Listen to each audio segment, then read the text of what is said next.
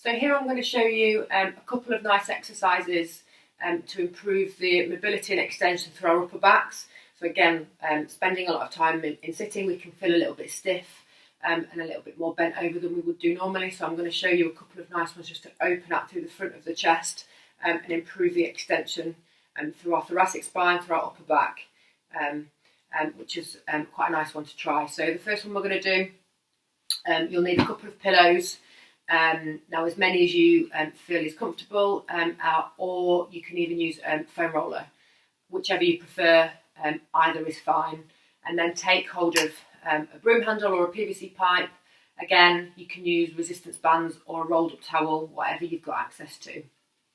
So all we're going to do is we're going to try and aim for the pillows to be in our upper back here.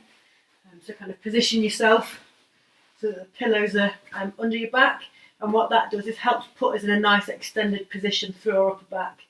And if you have got the trunk control, try and make sure that you kind of ground your feet through your heels and activate through the abdominals at the front. So we're kind of lock our pelvis down, almost like flatten our lower backs into the floor below us, keep our ribs down. And what that allows us to do is focus it more towards the upper back and opening out the chest. If you haven't got the control to do that, that's absolutely fine. You can do the same thing with your legs bent. That's absolutely fine.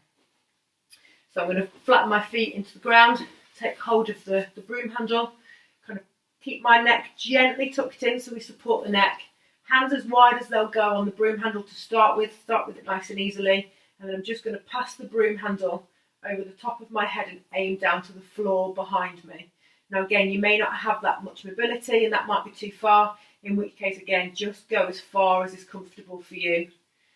Just gently opening out through the front of your chest and through those shoulders.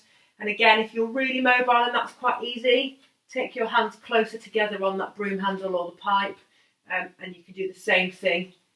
And it just becomes much more localised through the shoulders than having your hands further out. And just gently doing that a few times is quite nice. The next one I'm going to show you, you'll need a hard back chair for, instead of the pillows. I'm just going to move those out of the way. And again, it depends on how much trunk control and lower limb control you have to do this one. For those guys that might not be able to do it like this, again, you can do the variation with child's pose and popping your hands on books in front of you. That will do just equally as good, that's fine. But what we're going to try here is I'm going to sit back on my heels.